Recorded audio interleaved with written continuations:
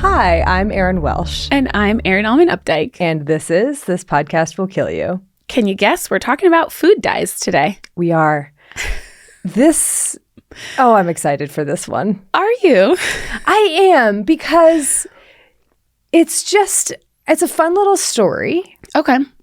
And it forced me to evaluate the feelings that I have about food dyes and maybe form some of those feelings. Do you want to tell me about those feelings? We can do that later on. Oh, okay. Okay. Yeah. I'm sure that there will be plenty of time to get into the various feelings that we have about these things. These substances. It's going to be fun. We're going to focus mostly on the synthetic food dyes. Yeah. Colar dyes. Colar dyes, now mostly manufactured from petroleum. Yeah. Let's just get into it, shall we? Get into it. First things first. It's quarantine time. It is. What are we drinking this week? We could drink nothing other than Over the Rainbow. So many meanings to that phrase. So many. And of course, this is a food dyes episode. Like, what are we supposed to not do? Blue Curacao? No. There was only one choice, and it was blue curacao. Yeah, there is only one other choice, and it must include maraschino cherries. So, Erin, you want to tell us what's in it? I do. It has a blue curacao, as we have discussed. It has rum. It has cream of coconut, pineapple juice, and maraschino cherries. It's a blended bev. Yeah, like a little blue pina colada situation. It is a beautiful drink. Which Isn't is it, though?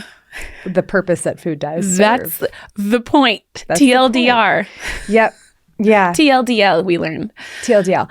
Yeah. We will post the full recipe for Over the Rainbow on our website, but also especially on our social media channels. So make sure you're following us. Yeah, check it out. We're trying to do these videos for these things these days. It's taking some getting used to. Give Erin some props for it. Come and tell us how much you like them. Push the like button, the little heart. Yeah. And if you're not following us yet on social media, please, we'd love it if you did that. Mm-hmm. Also, if you haven't yet rated and reviewed and subscribed on wherever you like to listen, is it on iHeart Podcasts? Is it on Apple Podcasts? Is it Spotify? I don't know, but just, do the things. YouTube, we're there. And we have a website, thispodcastwillkillyou.com. There's lots of things on it. Check it out. Wow. Boom. Nicely done. Thank you. Nicely done. Tried to get it all in there. I guess there's nothing else that we need to do before we get started. Yeah. And you're starting, right? Sure. Okay. I guess did we talk about this? I think we talked about it one time briefly a long time ago. And I was like, man, okay. Because I don't have all my stuff is like current events. So I don't really have any biology section to tell you about. So. All right. Can we learn about the history of food dyes? Let's do it. Wow. How fun. Okay. Totally forgot. Totally scripted. Let's take a quick break and get started. Blue Smarties were dropped in 2005, only to return in 2008 as a distinctly less blue. M&Ms have come under attack for their use of red, yellow, and blue artificial dyes. Green ketchup was a revelation for Heinz when it was introduced in 2000. At its launch, then global ketchup manager Casey Kelly said the company was on track to ship in the first 90 days what we thought we would sell in the first year. This thing has taken on a momentum of its own, Kelly said, illustrating with his use of the term "this thing" the sinister fascination with a new, inappropriately colored sauce. Soon, there was orange ketchup and purple ketchup and teal and blue and pink, but it didn't last. Heinz withdrew those product lines in 2006, and the world was left with plain old red ketchup.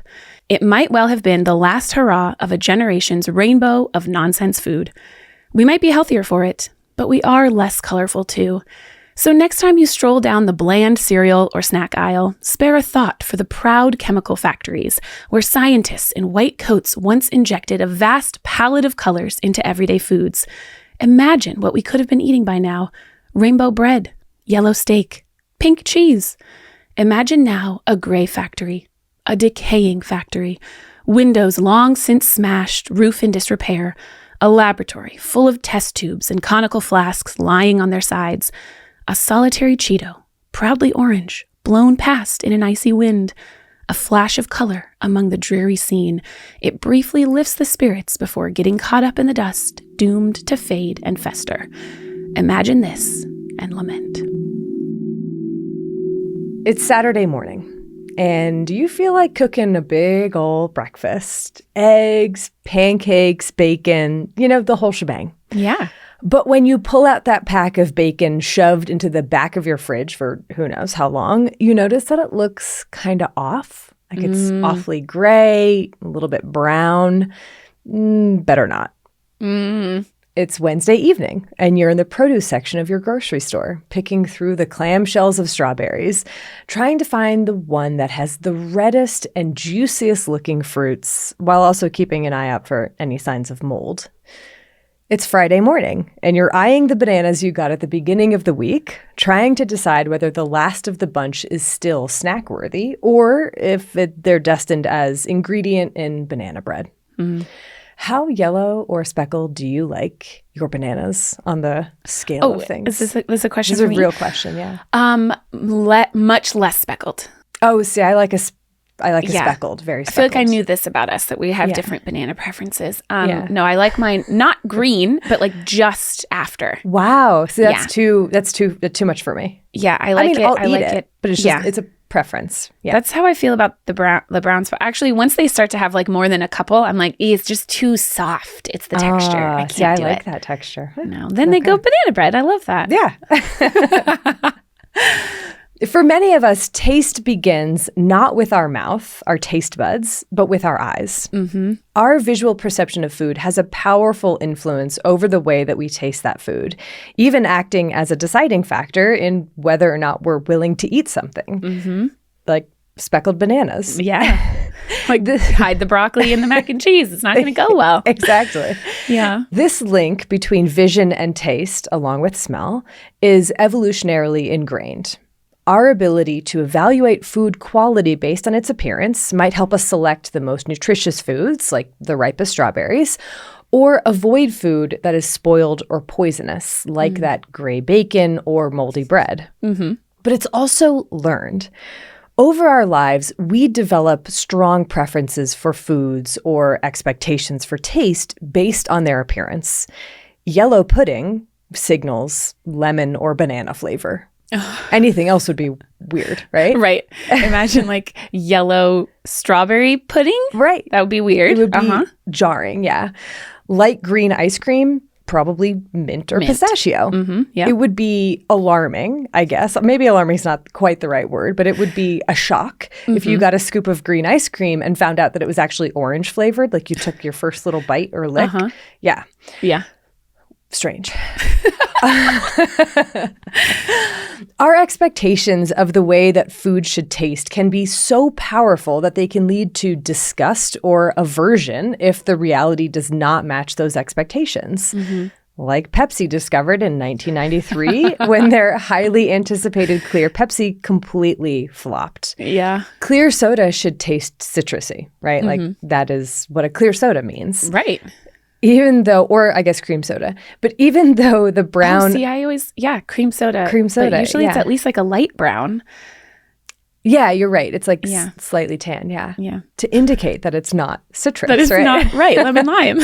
But the brown of cola comes from coloring. 7-Up, which is a clear soda, was initially dyed brown until they removed the dye to distinguish it from other sodas. Oh my gosh, that's so like hilarious. A marketing tactic, Yeah. And then, of course, like in the firsthand account, green and purple ketchup. I remember that my brothers loved green ketchup. They were so psyched about it. And I was disgusted. I was like, I can't eat it. I babysat for a family who I remember very distinctly bought at one point blue and pink margarine, like squeezable butter. Yeah. And it was like, like Barbie pink, and like if there's an equivalent of Barbie pink and blue, it was like very blue and pink. Jump scare. I'm not like, That's not for butter. I'm not into it. I'm not into it. Yeah. The power of preference. The power of, yeah. But one study demonstrated how strong these expectations can influence our, overall feelings when the study, they fed participants a dinner that consisted of steak, peas, and French fries. Okay. But the people who were conducting the study altered the lighting so that participants couldn't see that the steak was actually dyed blue. Okay. The peas were dyed red and the French fries were dyed green. Okay. And when they put the normal lighting back into place so that people could actually see the true colors of what they had eaten, some people were so disgusted that they got ill. They got sick. Wow. Yeah. They ate it just fine. They were like, yes, this was tasty. Then they saw it and they were like, whoo. Yeah, exactly. But it wasn't just like these colors alone. Like we've encountered blue candy or popsicles before. It was, even though blue is like, as I saw somewhere, like the not a very common color that we find in nature for food. And so it tends to be reserved for like fun foods today. Fun foods, yeah. Yeah. But it was this mismatch between expectation and reality. Yeah. The relationship between vision and food color is evolutionarily rooted. Trichromatic color vision may have evolved to help us detect red fruits against green foliage or to see snakes. Check out our snake venom episode from years back. Well, and our color vision episode. But, I was like, where else did we talk about that? Yeah. But it's also something that we learn and grow preferences for starting in early childhood. Mm-hmm. And these preferences, of course, greatly affect which foods we might select or find appetizing, which has made them a very relevant issue for those producing the foods, who might opt to add a bit more of this or of that color to enhance the appeal of their product. So that you pick the pink fillet of farm-raised salmon that actually gets this pink color, not from the carotenoids in the food that wild salmon eat, but from dyes. Or you pick the orangest orange, whose skin might actually be dyed to saturate the natural orange coloring. And it might seem like the controversy surrounding food dyes is a fairly recent one, at least within the past few decades and growing in volume every year. But in fact, it dates back millennia. And at the heart of it, the arguments against artificial food colorants have fallen into the same two categories throughout that entire time: deception and toxicity. Before we go back to ancient Egypt, I want to make a quick note about the language that I'll be using to talk about food dyes, because there are so many different descriptors for these. Yes. And so since this episode mostly focuses on coal tar dyes or synthetic dyes, I'm calling these synthetic dyes. And if I say natural dyes, which I know the word natural is a meaningless word. Meaningless. It's not great. I'm referring to the dyes derived from nature, plants, or animals, like those little cochineal insects used to make red food dye, or saffron, which comes from plants. And any coloring or dye added to food, I'm calling artificial. That's the perfect and exactly how I was going to do it, Erin. Okay. So I'm glad we're on the same page. Excellent. Okay, back to ancient Egypt. Yes, even millennia-old papyri describe colorants added to medicines. Wow. Yeah.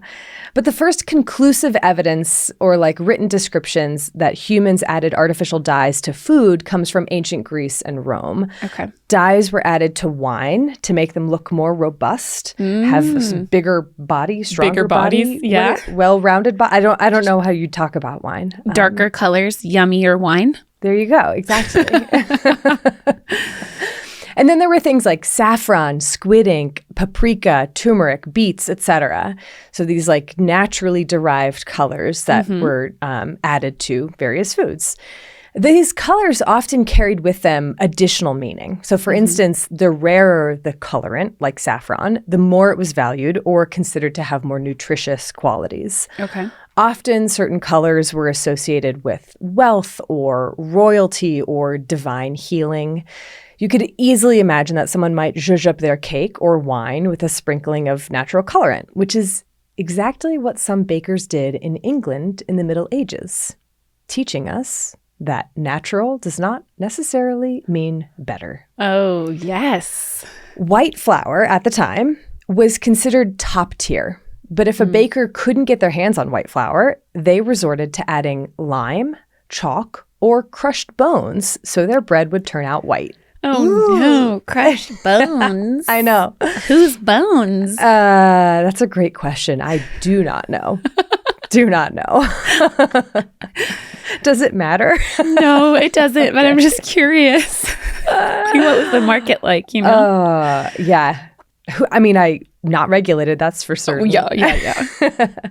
And this practice actually inspired one of the oldest laws against food adulteration in the late 13th century. Quote, "If any default shall be found in the bread of a baker in the city, the first time let him be drawn upon a hurdle from the guild hall to his own house through the great street where there be most people assembled, and through the streets which are most dirty, with the faulty loaf hanging from his neck." Oh my gosh. That's the first offense. That's the first offense. Yes. I would hope there's not a second. Oh my gosh. There had to be not only a second, but also a third. Are you ready? Oh dear.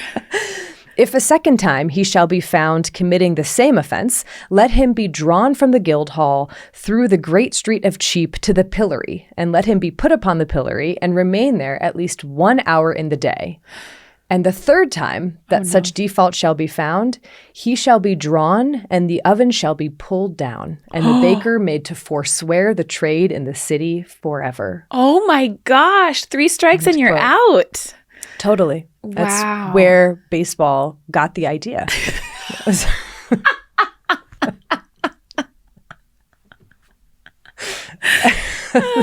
Don't laugh at my terrible jokes. Sorry, that was funny.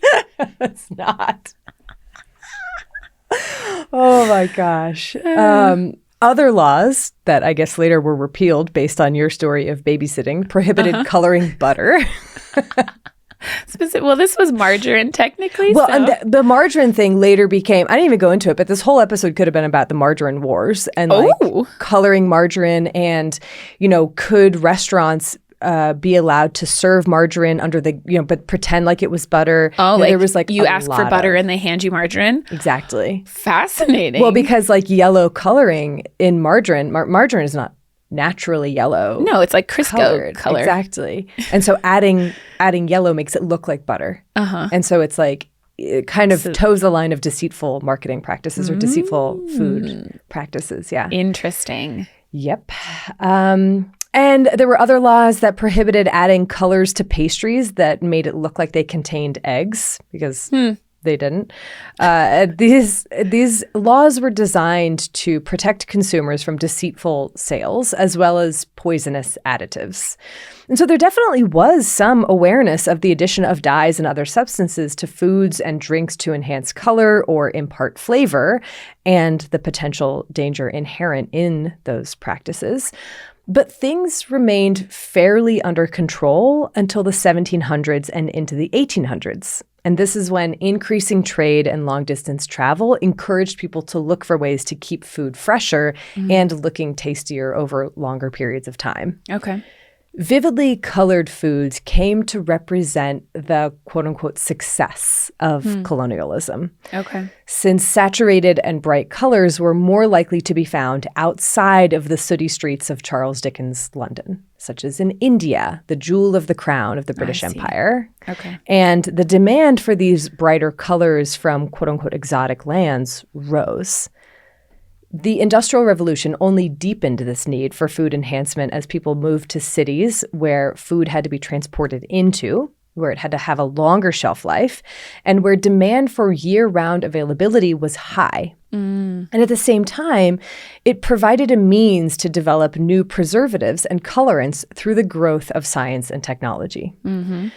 Whether these substances were safe was of secondary importance, as long as they kept the pickles a vivid green and the coffee grounds nice and dark. It was A-okay, even if that vivid green was achieved through copper or the coffee color gotten through beef blood, for example. Yeah. That's just a problem for the future producers. I just feel like that wouldn't taste good. I don't think that mattered. Okay. You bought it, right? Like, you already paid for it. Okay. Yeah. Yeah. Yep. But this, quote unquote, future problem was actually the not very distant future, as it would turn out. As early as 1820, chemists were ringing the warning bell for the increasing use of harmful dyes in food products. But it was largely unheeded in much of Europe. Even if it was heeded, chemists were faced with the substantial challenge of identifying which compounds were toxic and at what levels they were toxic. That's pretty key. Right. Doses in the poison. How much lead in your cayenne is safe? Okay, that one we know. None. Yeah. How much arsenic in your candy? Again, none. Yeah. Easy. But things were going to get even more challenging in the second half of the 19th century with the explosion of coal tar dyes. In 1856, 18-year-old English chemist William Henry Perkin was tasked with creating a synthetic alternative treatment for malaria to replace quinine, which comes from cinchona bark and was expensive and difficult to get. He didn't succeed, but he did stumble upon a different breakthrough that would revolutionize food and fashion and industry. In one of his experiments with aniline, which came from coal tar, he noticed that swirling inside his flask was a vivid purplish color, which he later called mauvine. Perkin immediately saw the potential this could have as a dye and enlisted the help of his friend and his brother to scale up production. He applied for a patent. This is an 18-year-old kid. I love this. Wow. Left the academic lab, gathered funds to start a factory, and changed industrial chemistry and the pharmaceutical industry forever. Wow. This is basically what kickstarted the dye industry. And the dye industry, I find this fascinating because it's like a really kind of fun full circle story where, it started out looking for a replacement for quinine. So it started out with a pharmaceutical goal. Right. And then it turned into this massive dye industry. But then the dye industry also still kept its foot in the pharmaceutical ventures, which is why you have, Bayer producing, it started as a dye company producing aspirin. Oh, wow. And then a lot of these later then started to develop medications for, cancer drugs and other types of medications. That all started as dye. So do you remember back in our acetaminophen paracetamol episode? And we were like, yeah, these two dudes found it accidentally because they were looking at coal tar dye? Who knows? Why were they doing that? Oh my gosh. That's why.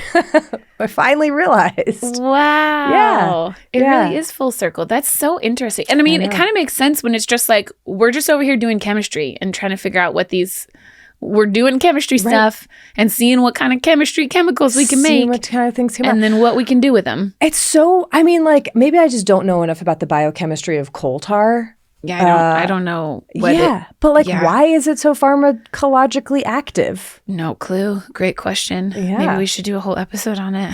I mean, we kind of are. Oh, I'm not. Okay.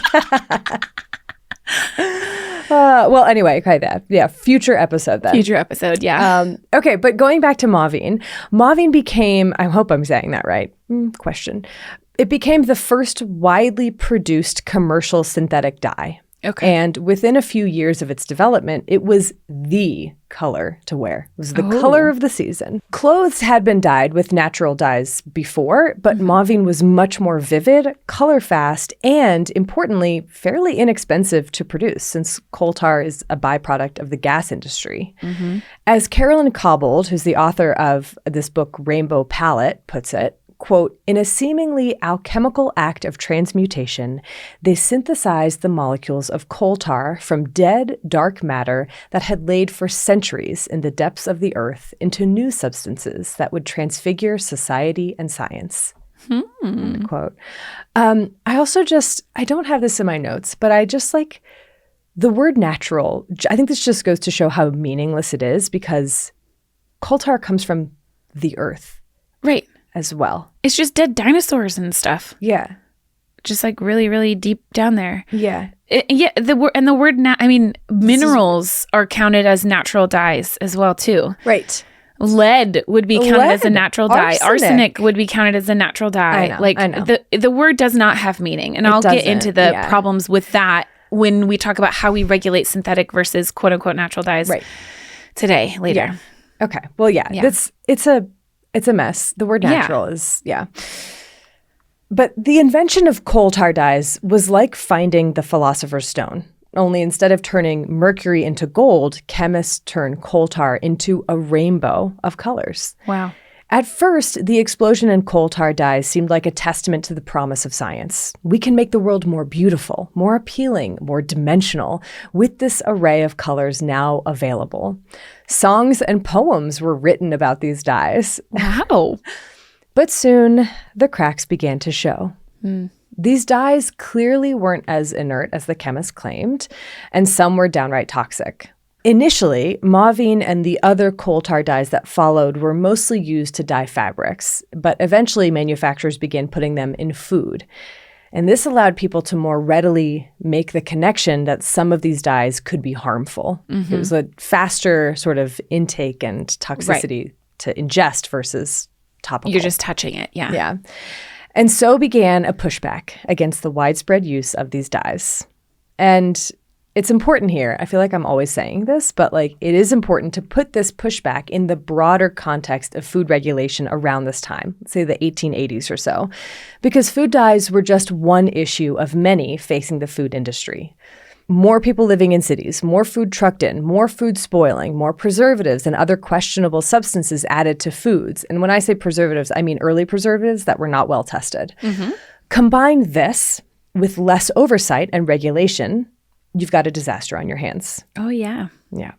People were buying cinnamon that was really ground brick dust, arsenic-dyed candy, milk adulterated with formaldehyde and who knows what else. I mean, all the things that we've talked about before on the podcast. Yeah, it's actually amazing to me how many times this has come up on the podcast, in so many different episodes. So many different episodes. This time period was not great for food regulation. No. Yeah. No. And I think it really did kind of illustrate how when you don't have any framework in place to evaluate and experts, declared experts to make these decisions, you're going to get a mess on your hands because there are so many different competing interests. Right. And at the bottom line of it, it is manufacturers and people who are selling us this food whose goal is profit. Right. They are not going to be the ones looking out for the safety of their food. No. Of the consumers. That's not their job.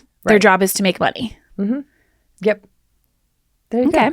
Let's go. I mean, essentially, in this time period, what you were paying for, you weren't really getting. Right. And what you were really getting was making you sick. Health overall during the Industrial Revolution deteriorated in many ways, especially for the working classes who spent long hours in factories inhaling toxic dust, living in close quarters, breathing in tuberculosis and other respiratory infections, and drinking raw milk, consuming the microbes that would sicken them and kill their children. Germ theory was catching on, but overall, this quote-unquote degeneration was blamed on modern society and industrialization. And adulterated foods were seen as playing an outsized part in this. Fresh food was a rare commodity for much of the working class, and inexpensive sugar and adulterated foods were far more accessible.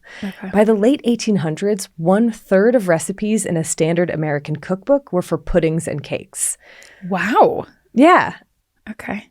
I mean, this is not a sugar episode, maybe someday, but I bring this up, or I wanted to share that statistic because it demonstrates a shift in the types of foods that people could afford, which tended to be adulterated and cheap, and what they were wanting to make with that food. And many people blamed that shift for what they saw as the degeneration of society. Okay.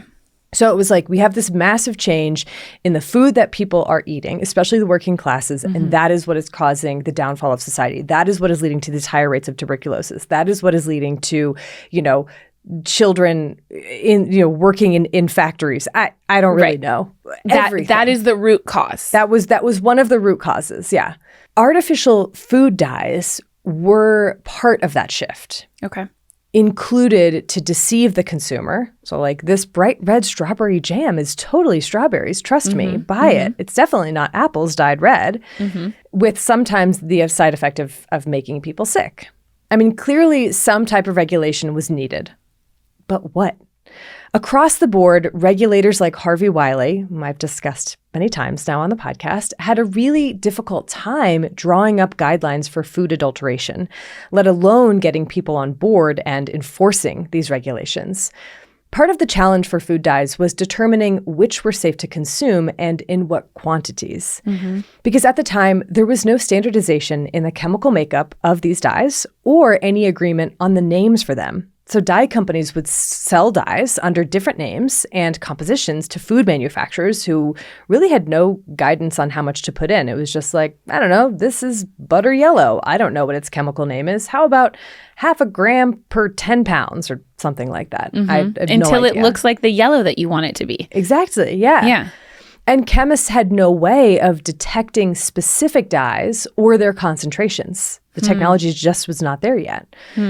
Color standardization was in its infancy, which I've never really thought about, but color standardization was a big part of this. Interesting. Because it was like, what yellow is this? Is this butter yellow? Is this a different type of yellow? Having like a naming system and a everything. Yep. Pantone, is that what it is? Or something? Pantone? Yeah.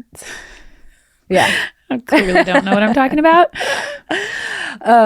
But the other thing is that analytical chemistry was just starting out and really grew in part out of the need for food and drug regulation during this period. Interesting. To be able to test things and be like, that's what this substance is. That's how much there is in here. Okay. Yeah.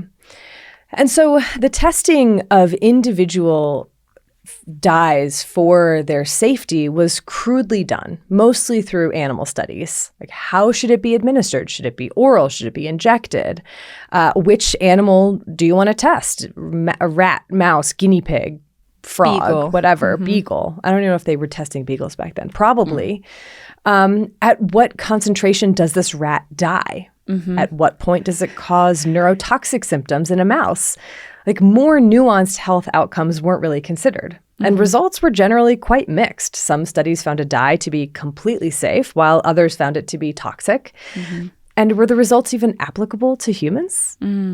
Sometimes chemists experimented on themselves, concluding that a dye was non-toxic across the board if they did not experience what they considered to be significant side effects. Okay. And then there was like, what if the dye is interacting with something else, another ingredient in the food? In the food. Yeah. Whatever the method of testing, the only consistent thing was how inconsistent the results were. Consensus of safety among chemists, politicians, consumers, producers, and retailers was a pipe dream. Different countries handled this in different ways. Some took an approach that was kind of like considered safe until found toxic. So they would like ban harmful dyes, but everything else was kind of like free for all. Okay. While others, including the US, allowed a short list of quote unquote safe dyes. So 7 were included in the 1906 Pure Food and Drug Act. Okay. That could be added to food and had to be included on the label. And so this is when I talk about the safe dyes, I'm specifically referring to the Colar Dyes, the 7. Yeah. And in effect, this act that identified the 7 safe dyes transformed these dyes from adulterants to ingredients. Wiley, who orchestrated this act, later said that he regretted including dyes because he felt that regardless of their safety, artificial colorants were deceitful to the public. Just across the board. Interesting. But safety testing of these dyes continued over the next decades and into today, and some were removed from the list, others have been added.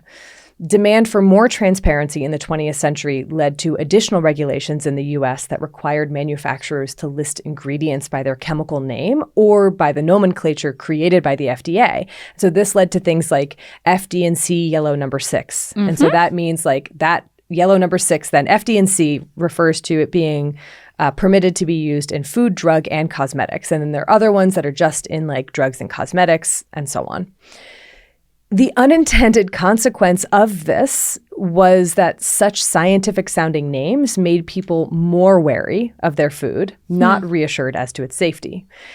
And over the following decades, lawsuits were brought forward, court challenges were heard, and legislation was introduced or changed to accommodate new information about the safety of these dyes or when and where they can be used without being considered deceitful to the consumer, like margarine in a restaurant, right? Right. This is a constantly evolving landscape, and you could do textbooks about like the different regulations and each individual dye over the history of the second half of the 20th century alone. Yeah. And so, Erin, I know I knew that you were going to like deep dive on the current concerns with artificial colorants, and so I didn't go too deep into that literature. Perfect. But I was curious about the origin of this purported link between hyperactivity or ADHD and food dyes. And I know you're going to talk a little bit more about this, but it turns out it emerged in the 1970s after an allergist named Benjamin Feingold published a book describing his observation that symptoms of hyperactivity were reduced when children were fed a diet that did not have artificial food additives and dyes and other things. And he named this the Feingold diet. Or the Kaiser Permanente diet. Or the Kaiser Permanente diet, yep. And it made a big splash. It was very big news. A lot of people were very interested in this. And and the scientific community was absolutely interested. They immediately set out to further investigate this possible link. And I won't do any spoilers because I know you're going to take us through all of that and sort of like the past few decades and the current landscape of what's happening with food dyes today. And so yes. I'm going to stop here when it comes to like the history of food dyes. Okay. But I did want to share a few thoughts that I found myself having when putting together this episode. And this is without me knowing what you're about to tell me. And I can't wait. That's what I'm most excited about, because then I'm going to tell you my feelings, because that's how I was going to start my part. So it's kind of perfect. Perfect. Okay. It's feelings time. Yeah. Okay. Erin and Erin's Feelings Corner. Feelings. But yeah, it turns out that I have more feelings about this than I realized.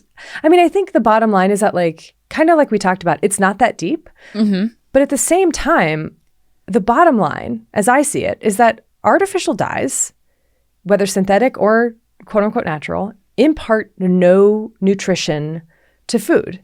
They're there for aesthetics.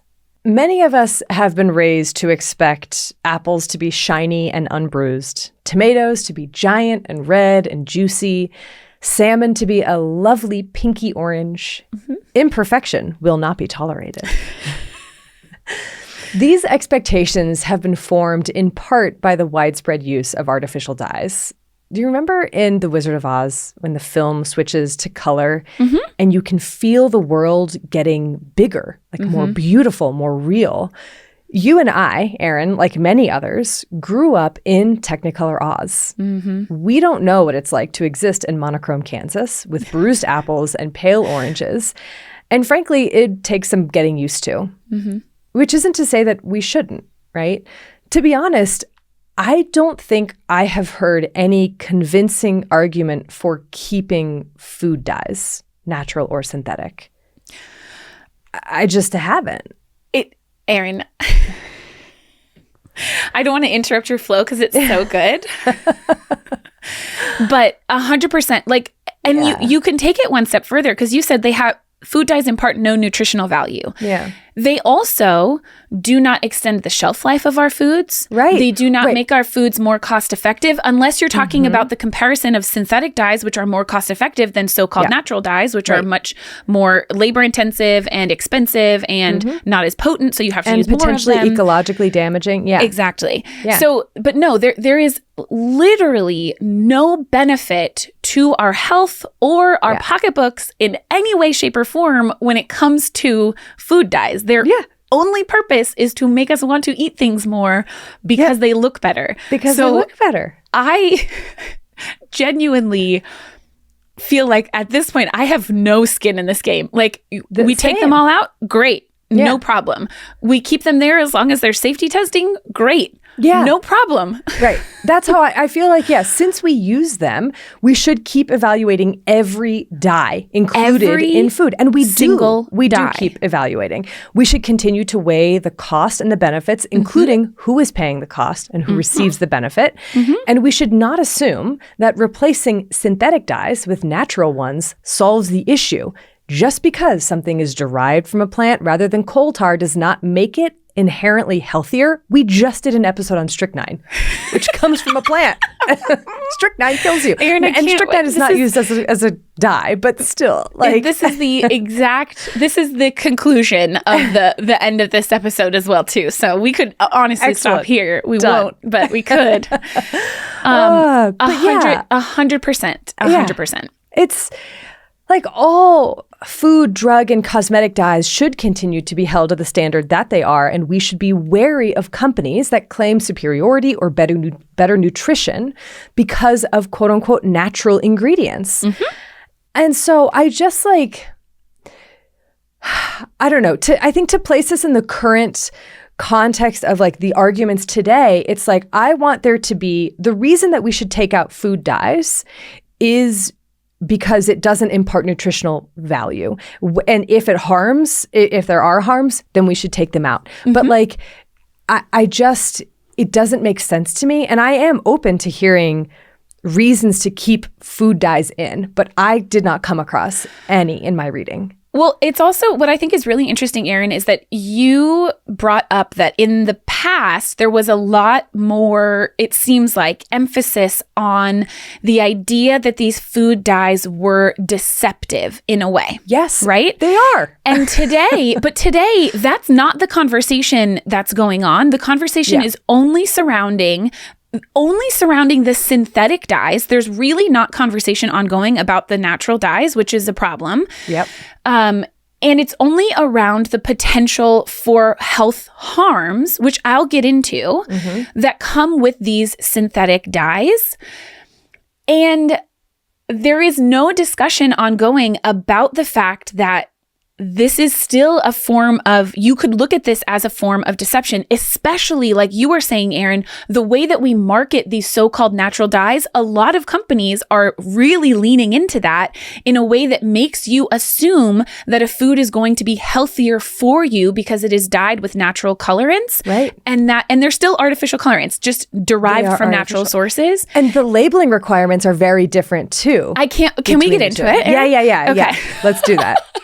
Okay, so what I'm going to get into is how these things are currently regulated in the US and in other countries, because the amount of mis and disinformation out there about the way that food dyes are regulated in the US versus the EU is astounding. Yeah, of course. So I'm going to give you the truth.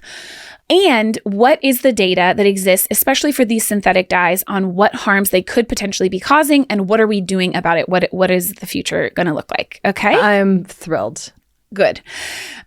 Just to bring us up to speed from where you kind of left us off, Erin, in the like mid to 1900s-ish, in the late 1950s, early 1960s, there was over 200 food dyes, both natural and synthetic, that were like approved for use.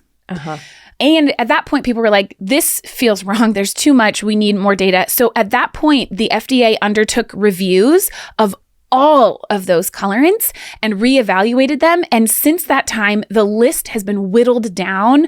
I think, and I wish I had written the exact number down, but I think it's around 28 quote unquote naturally derived food dyes and 9 synthetic dyes that are approved in the US currently. And the 9 is an asterisk. It's actually 8, but let's get there. Okay. The way that food dyes are regulated today is that they have to be specifically approved for use before they are allowed to be used as a colorant, which means that regardless of the source, coal tar petroleum, meaning synthetic dye, or natural, vegetable, mineral, bugs, whatever, it has to be approved. The FDA has to receive safety data to be able to consider the properties of that dye, consider the amount of that dye that somebody might be consuming in their foods, any possible health effects, impurities or byproducts that might be in the dye as a result of the manufacturing process. And then the FDA and the European Food Safety Administration does the exact same thing in Europe. They set an appropriate level of use determination for every single one of these food dyes. And then they set limits on what specific foods these dyes or cosmetics or drugs that these dyes can be used in, the maximum amount that you can use, etc. There is no generally recognized as safe, or GRAS provision for color additives. Which means that our color additives, any color additives that are in our foods, are more tightly regulated than a lot of other stuff that is in our foods and our drugs and our cosmetics and our supplements, okay? Because remember, so many things that are in supplements fall under this GRAS category. Yeah. That is not true for food colorants, no matter where they come from. Okay. In the US, these types of color additives that we all can call artificial colorants are split into those two groups that we've mentioned a few times now. Synthetic, meaning derived from coal tar or now petroleum, and so-called natural dyes. But the way that they're actually labeled in the US is that the synthetic dyes are called certification required. And all of the other dyes that are come from natural sources are exempt from certification. Okay. So what does that mean? Yeah. They all still have to have safety data, but synthetic dyes are subject to batch certification, which means that manufacturers of these dyes have to send a sample from every single batch of the dye or the pigment that they are making to the FDA for the FDA to analyze it.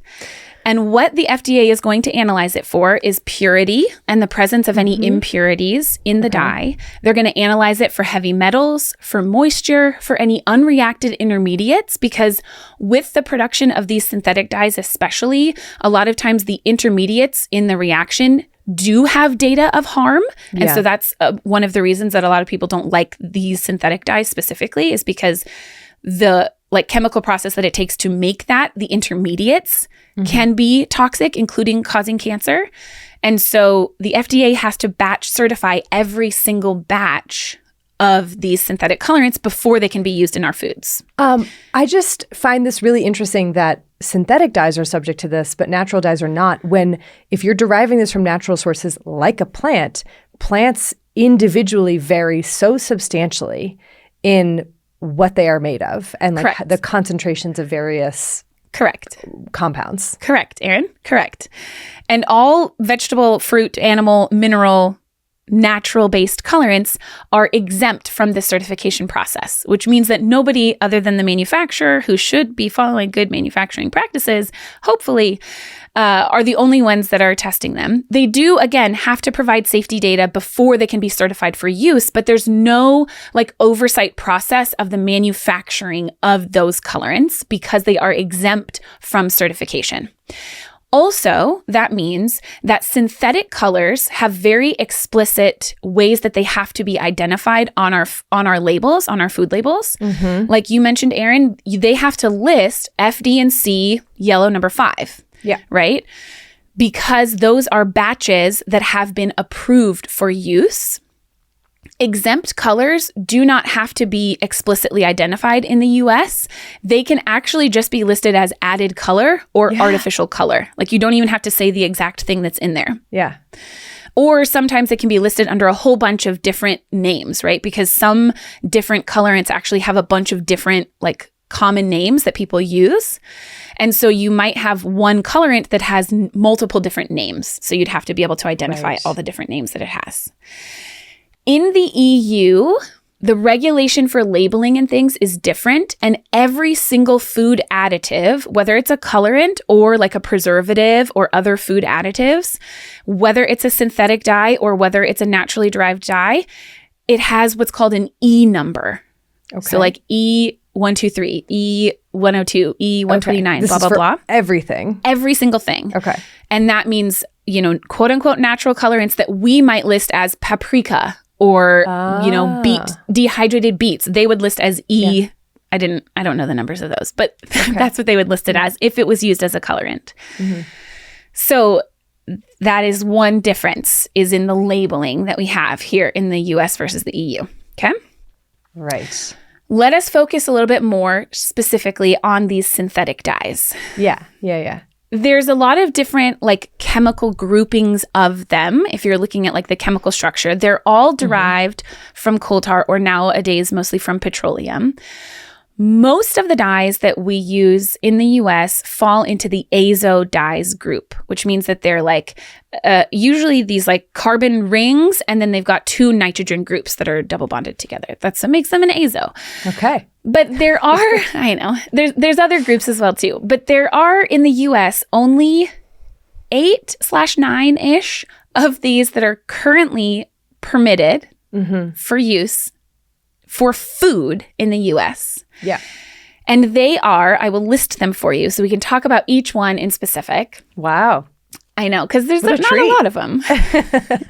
So we've got F.D. and C. They all have that at the beginning. Blue number 1, blue number 2, green number 3, yellow number 5, most famous, yellow number 6, and red 40. And that's only, 6 right there? Those are the ones that we are eating because those are the ones that are really used in the US. Okay. Okay. And the other 2 are not used? There's a couple more. Let me tell you about them. Okay. Because these are also the subject of some like the April 22nd press release that the FDA came out with has some information about some of these. So let's get into it. All right. There's 2 more that are likely going to be banned very soon, but they are still allowed right now.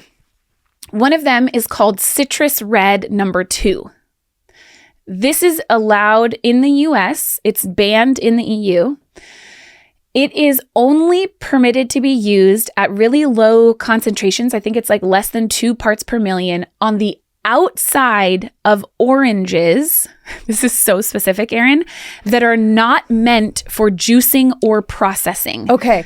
Yeah. Also, I did not know that oranges could be dyed. Me neither. Okay. I'm so disappointed in everything. Like, I'm just like, why? Like, yeah. And it's not super common. Apparently what I saw, it's mostly only in Florida oranges. I don't know if that is just like, that's where they use it more, but it's not used very commonly. It's only permitted because again, the FDA sets very strict regulations on the amount that you can use and what foods you can use it in and in what context. So it is only permitted on the outside of oranges that are meant for consumption where you're not eating the outside of that orange. Right, right.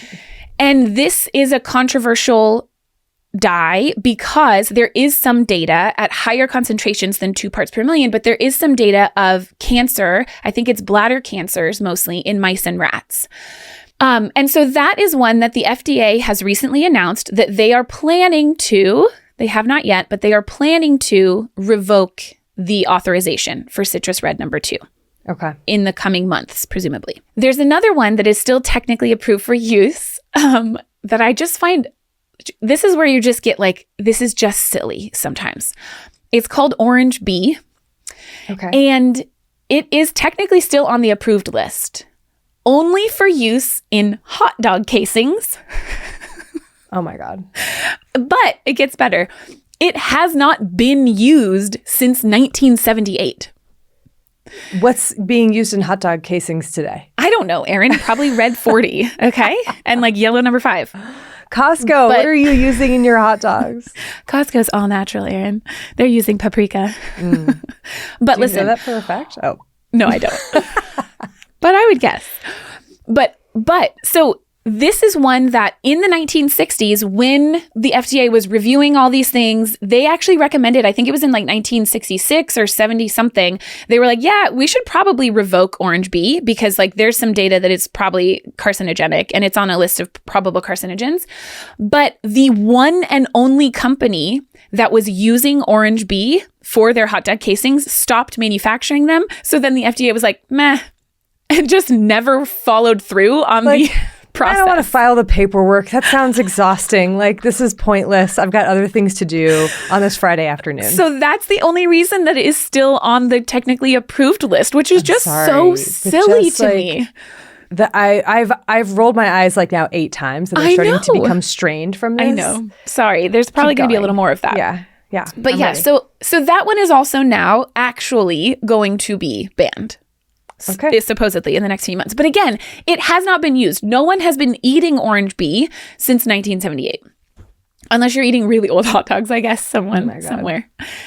Now, there's a 9th one that is now banned, but it might still be in existence because the manufacturers have a couple of years to actually remove it from their products, and that is red number 3.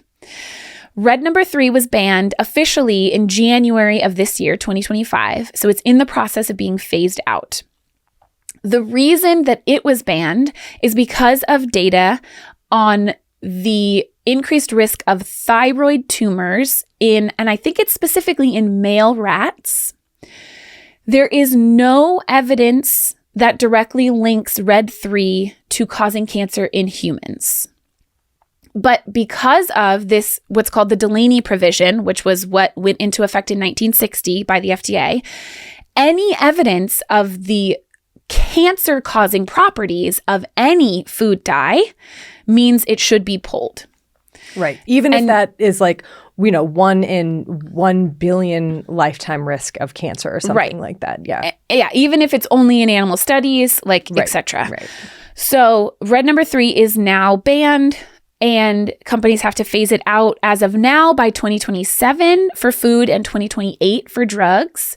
Although the FDA has requested that manufacturers do this on a speedier timeline. So we'll see if that happens. Mm-hmm. Okay. Mm-hmm.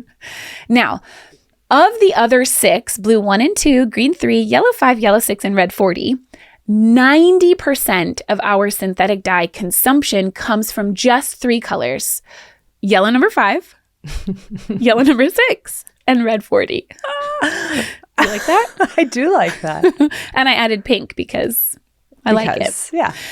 So those are the 3 dyes that are 90% of our synthetic dye consumption. We don't really need to use green that much because we can make it from yellow and blue, and then we use blue 1 and 2 sometimes.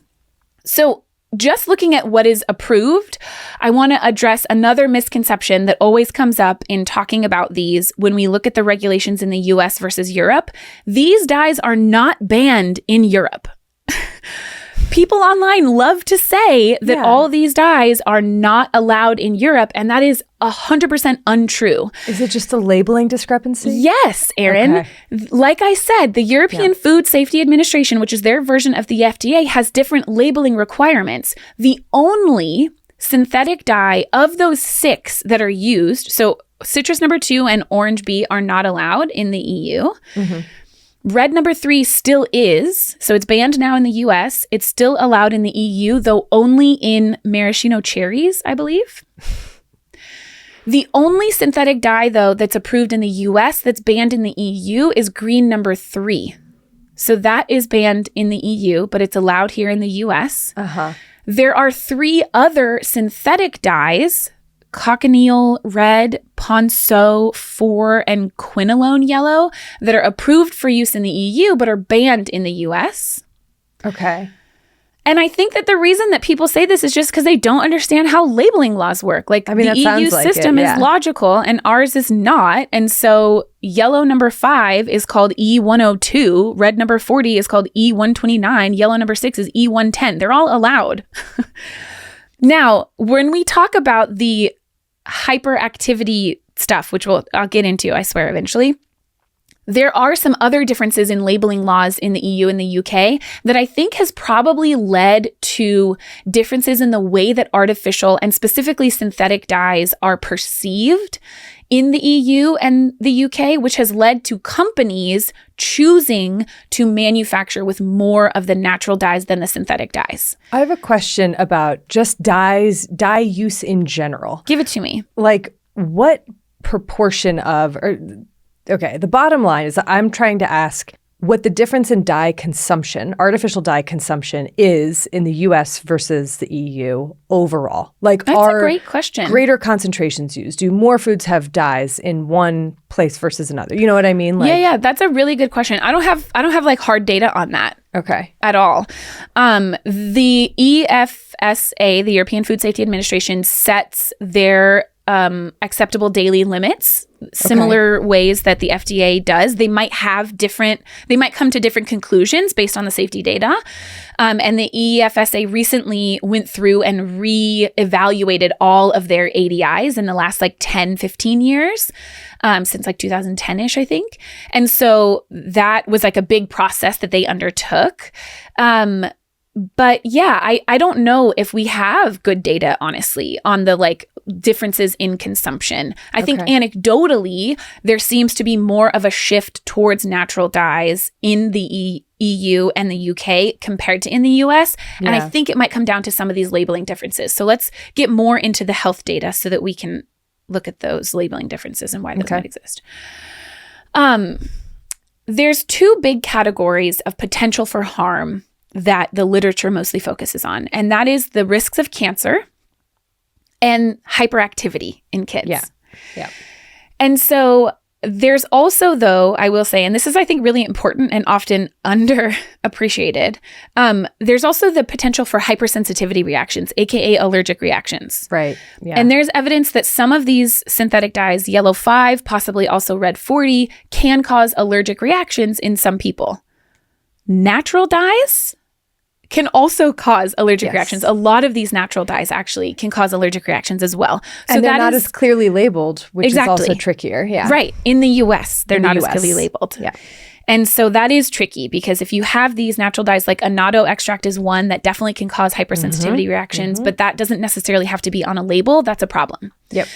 But let's focus on the cancer part and the hyperactivity part. And the cancer part is kind of short because I already mentioned the big ones that we know have some associated information or data that suggest an increased risk of cancer. And those are the dyes that have since been either banned or are on the chopping block. So orange B, citrus red number 2, and red number 3. Again, none of these have data for cancer in humans, although I think that citrus red number 2 is on like the IARC list of potentially carcinogenic in humans. Okay. But all of these are now either banned or in theory will be banned soon, in theory, by the FDA. Okay. For the other dyes that exist that are still approved, the other synthetic dyes, there's not any real data of cancer in these. So there's very limited and pretty controversial evidence of reticuloendothelial cancers in mice, but not rats for red number 40. And it seems like this data is like based on a lot of these studies are honestly just not great. So that's a problem in and of itself. Right. There was a study in blue number 2 that was like maybe an increased risk of bladder or brain tumors in rats. But again, it was like not a great study. So people were like, maybe it's not accurate. With green number 3, there's no evidence of carcinogenicity. Yellow number 5, yellow number 6, no evidence of carcinogenicity. There's a colorant called amaranth, which is red number 2 in the US or E123 in the EU, that is now banned in the US, that did have some increased risk of tumors in female rats. So that's why it's banned here. It's still permitted for use in glacé cherries in the EU and the UK. Okay. Lots of cherries. So overall, like there are studies that have looked at the risks of cancer, mostly in mice and rats, in each of these synthetic dyes, and the evidence does not show an increased risk of cancer for these thus far. Might that change in the future? Perhaps. But the big one, of course, that gets, I think, the most press is not cancer, it's hyperactivity. Yeah. So, Erin, we will need to do ADHD someday. Yeah, we will. Okay, we really will. It's on our list. But the idea that food colorants might be related to ADHD or hyperactivity stems, like you mentioned, Erin, from studies that date back to the 1970s that were conducted by a guy named Feingold. What he did was he put kids who had hyperactivity, and I don't know if it was technically diagnosed as ADHD at the time. Not sure what the criteria were. Yeah, because they have changed over time. But in any case, kids who had hyperactivity, put them on pretty restrictive diets. Quite restrictive. Very restrictive kind of elimination diets where they had no artificial colors, no artificial flavors, no preservatives, right? A very limited diet. And he saw that on this restrictive diet, kids had a reduction in their hyperactivity symptoms. And this was this self-assessed? Was this parental this is a really great question. Yeah. Great question. I did not read his study, and so I don't know exactly what his exact metrics were, but that study and that book that he published sparked decades of research into diet and ADHD. Yeah. Food colorants was one part of those restrictive diets. And so since then, people have also said, okay, well, if we want to parse out food colorants specifically, then we actually have to look at kind of controlled trials where we expose people to food colorants. We expose kids to food colorants and look for behavior change. Increases. Yeah. Okay. So I'm going to just kind of summarize these last few decades of data. Great. Leaning heavily on some recent meta-analyses that have been conducted to look at all of this. The basic summary is this. There is some evidence that some kids might have an increase in symptoms related to ADHD, like inattentiveness, fidgeting, impulsivity, overactivity, and other symptoms that we see with ADHD with exposure to synthetic food colorings. So I want to be very clear about what this data shows and what it does not show, because it's important. Yeah.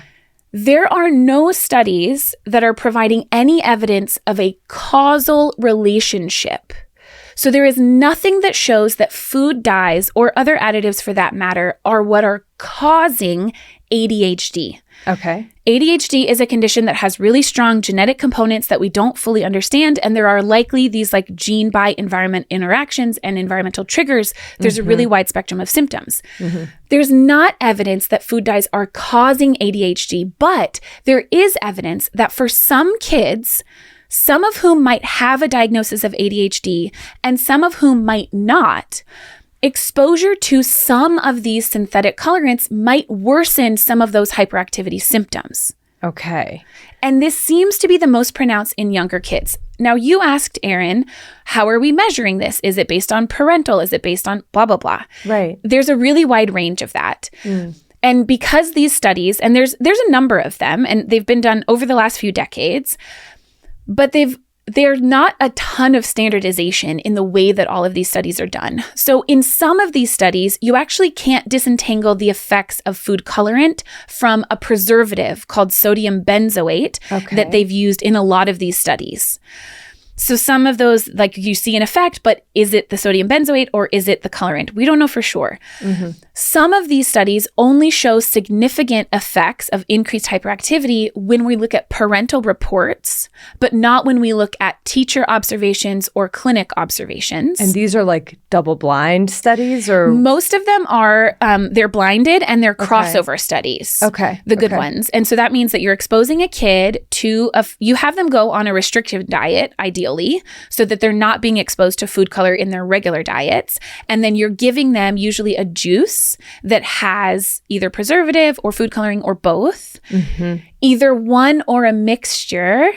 And that's another issue, is that a lot of these studies look at mixtures of food colorants. Many of the mixtures, because many of these studies were done in the UK, many of the mixtures contain food colorants that are not approved for use in the US. So some of those synthetic colorants that we don't use. So we don't know like the specific food dyes that might be associated with this. Yellow number 5 is the most implicated. It's the one that's had the most studies on a single food colorant, but a lot of them look at a combination. So we don't know for the other food colorants. Gotcha. And then, so then you expose the kid, you have them drink this drink that either has food coloring or doesn't. You observe them, you do these clinic observations, parental reports are given, and then you do a washout period, and then you give them something else that doesn't have it, and vice versa. So you randomize them to whether they receive that first or whether they receive that second, and you observe them at both times. Okay. Some of these studies, they only really saw an effect in kids who maybe had a history of atopy, so like allergies or asthma or something. And in nearly all of these studies, the effect sizes are pretty small. So we're looking at, and effect sizes are hard to like interpret, but overall, it's like a small increase in these symptoms of hyperactivity. Okay. But that's, even a small increase in hyperactivity in kids, if you're talking about like a classroom full of kids, that could have a huge effect. So just so I understand, this is if a kid has been diagnosed with ADHD or not, this is a deviation, is an increase in the symptoms of hyperactivity specifically. Yes. And so by putting them on an elimination diet, it's not going to cure ADHD. It's not going to lead to an alleviation of symptoms. Well, that is what the Feingold data shows. Okay. And that is what a lot of these restrictive diets show. That yes, if you take away food dyes, you put a kid on a restrictive diet, you can improve their symptoms of ADHD. So it's not just like food dyes lead to increased symptoms or food dyes are associated with increased symptoms, but it's also that a complete elimination of food dyes will cause an alleviation. Symptoms. Correct. Yes. Okay. And so one of the meta-analyses, specifically looking at kids with ADHD, suggested that it's about maybe 8% of kids with ADHD have symptoms that are related to synthetic food colorants, was what their estimate was overall.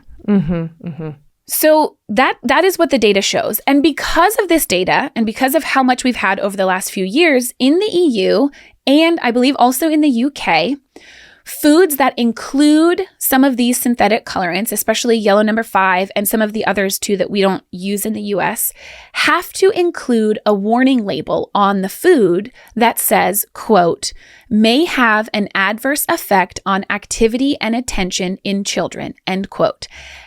And that, I don't know the exact year that went into effect, but I very much suspect that has contributed to this shift that we see in the EU towards natural food dyes rather than synthetic food dyes. Have similar studies been performed on natural food dyes? Not that I found, Erin. That's interesting. It is because the restrictive diets are no artificial colorants, which includes artificial colorants derived from natural sources. Okay. And what would the possible mechanism of action be? I knew that you were going to ask that. So I have a tiny little paragraph to tell you we don't know. Okay. The studies that have tried to look into this have not all come to the same conclusions. Obviously, they're also all based on like mouse and rat studies, which is pretty limiting. There's maybe some suggestion, like, is it because these are pro-inflammatory in some way?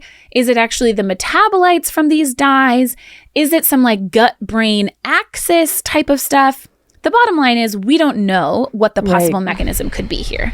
So it's all based on this, you know, like these studies looking just at kids. And again, also no data in adults that there's any issues with hyperactivity. Not that adults don't have ADHD, but nobody's done those studies. Nobody's looking at adults.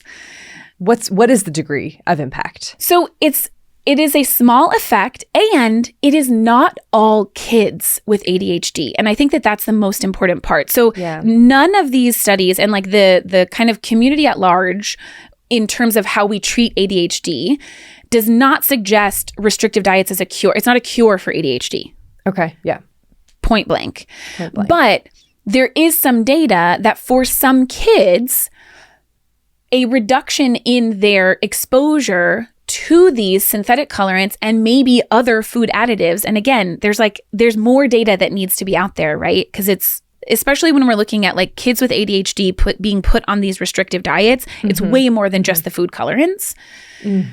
So there is a lot more like data that needs to be parsed out in that. And there are a lot of people that are working on that. So I'm not here saying that, you know, eliminating food dyes is a cure for ADHD. That is not the case. And that is not what the data shows. Right. But there is an increase in hyperactivity symptoms for some kids with exposure to some of these synthetic dyes. How interesting. Yeah, it's interesting. And it's like really hard to know, like, what do we make of it, right? What do we do about that? What percentage of the population has to be effective for the FDA to say that we think that this constitutes a harm and therefore these should be banned? The EU and the UK have not banned them. They've decided that what they're going to do is put a warning label so that consumers can decide, you know, I don't want my kid to have this because I am worried that they might have an increase in difficulties with activity and attention. Yeah. So the question is, how do you decide this? And that's not for us to answer. It's for the FDA to answer. What the FDA has decided that they're going to do, according to their press release from April of 2025, is ask nicely that manufacturers please stop using these synthetic dyes and instead switch to natural dyes. That's what they said. And a lot of the press about this was like, FDA banning synthetic dyes. It has not. So it was just like hey, would you mind? Like, if it's not a problem, hope you're doing well. They're asking manufacturers to stop using these other synthetic dyes, red number 40, yellow 5, yellow 6, blue 1 and 2, green 3. And they're saying, will you please? And the manufacturers apparently are like, yeah, sure. But they've apparently said, yeah, sure before. By the way, this is hilarious. In 2016, General Mills, who makes Trix, was like, we're going to switch to natural food dyes because that's what our consumers want. So they switched Trix to be natural food dyes and everyone hated it and they were pissed. So in 2017, they switched back. Yeah. I mean, like this is what I was saying is that like it's going to take some getting used to. And I feel like it needs to happen across the board if it's going to happen. Otherwise, companies will not be on board. Well, and here's the other thing that I think is really important that we need to remember as we're talking about all of this. And the thing that made me the most, like, I guess, frustrated with this episode. We've said already, food dyes serve no purpose other than to make our food look better and make us want to eat more. Manufacturers have a really strong reason to want to keep as many, as cheap, and as potent, right? Like, so you use as little as possible, food dyes available so that they can keep consumers happy and have us buy their product instead of someone else's. Mm-hmm. The FDA absolutely should have very strict requirements and regulations on what can be approved as a food dye, whether it is derived from a beet or a beetle's butt or petroleum. Totally. And that means that the FDA needs to be empowered to do this. They have to have the budget, the human power, the expertise. The expertise. To be testing these dyes, to be reviewing these studies, whether they are natural or synthetic. Mm-hmm. And we as consumers should expect a really high degree of safety testing and scientific rigor because the risk-benefit ratio has no benefit. Our risk tolerance should be very low. This all makes sense. Right. But we can, first of all, do that without distorting the data that exists, right? Without lying about what's approved here in the US versus the UK. That's what I think bothers me about this. Or like I was trying to articulate, like, I want these decisions to be made for the right reasons. Exactly. The evidence-based reasons. Right. We can do that without making blatant statements that dyes are poisoning us. Right. And with recognizing that natural food dyes are not free from risk. These also need to have their safety profiles adequately addressed. And right now, the FDA has announced in this press release in April that they are going to expedite the approval process of at least 4 new natural-based food dyes. Because they're natural. So what it feels like we are doing with food dyes is the same thing that we have done with a lot of other issues that we've talked about this season already. We are pinpointing a single aspect, in this case of our food system, and we are demonizing it. Mm-hmm. We are pinpointing something that seems bad because it's synthetic or it's not natural. And we're putting all of our focus and blame on this one thing, synthetic food dyes, instead of looking at the bigger picture. Yeah. And the bigger picture, if we really take a step back, is that these food dyes, synthetic or natural, are predominantly found in our ultra-processed foods, which account in the US for 60% of our diet. Mm-hmm. And ultra-processed foods are more energy dense and way less nutrient dense, packing more calories and less nutrition than unprocessed or minimally processed foods. And yet, these are less expensive per calorie, less expensive per gram of food, and their cost has increased less over time compared to the cost of unprocessed or minimally processed foods. Hello, eggs versus Eggos right now. Right. So why can't we focus more on this? Switching our food dyes from red 40 to dehydrated beets or yellow 5 to turmeric is not going to change anything about our health if we're all still eating Lucky Charms and Trix for breakfast. It just feels like a distraction. It is. And I feel like there is so much. It's such a complicated topic because there's so much to it. There's so much to it. Yeah. And like you said, Erin, I hadn't even really articulated what you said about this as we start switching to quote unquote natural, that's a whole new marketing gamut for companies, right? Oh, this is healthier. Oh, if I look at a label and it says it's got beets in it, now my kid is eating beets. No, they're not. It's just a colorant. It's not beets. Yeah. I mean, it is just a marketing. It's all marketing. I mean, that's the thing. And it's a shame because, like, I don't know. I love color I think it is human to love color. Yes. And to want to enrich our world with color. 100%. I mean, look at your shirt. Look at my shirt. Look at my nails. I have that same shirt, yeah. But I think that, there needs to be real consideration with where we are using that color and why we are using that color when it comes to the foods that we consume. 100%. Yeah. So if you would like to read way more about where we got all of this information from, let us tell you. Let us tell you. Okay, I have a bunch of sources, but I'm going to shout out two right now. One is a book called A Rainbow Palette, How Chemical Dyes Change the West's Relationship with Food by Carolyn Cobbold. And another is a paper from 2009 by Burroughs titled Palette of Our Palates, A Brief History of Food Coloring and Its Regulation. Love it. I relied very heavily on the actual FDA websites and the EFSA websites to tell me about how these colors are regulated and what they do. But there also was a paper from 2017 by Leto et al. That was titled Comparison of Food Color Regulations in the EU and the US, a review of current provisions.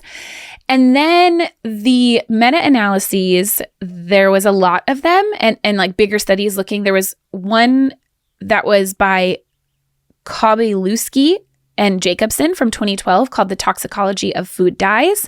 There was a really great meta-analysis from Nig et al. 2012 titled Meta-Analysis of Attention Deficit Hyperactivity Disorder or Attention Deficit Hyperactivity Disorder Symptoms, Restriction Diet, and Synthetic Food Color Additives. And there were several others that were more recent as well, both on restrictive diets as well as food colorants. And I have some data to back up what I said about ultra-processed foods at the end too. So you can find the sources from this episode and all of our episodes on our website, thispodcastwillkillyou.com, under the episodes tab. Thank you to Bloodmobile for providing the music for this episode and all of our episodes. Thank you to Tom and Liana and Brent and Pete and Mike and Jess and everyone else at Exactly Right for everything that you do, helping us make these episodes. Thank you. Thank you. And thank you to you listeners. We hope that you enjoyed this episode, learned something. Tell us, please. How do you feel about food dyes? I'm really curious what the not just the internet consensus is. Yeah. So tell us. And a special thank you to our patrons, of course. We appreciate your support so, so very much. Yeah, we do. Thank you so, so, so much. Well, until next time, wash your hands. You filthy animals.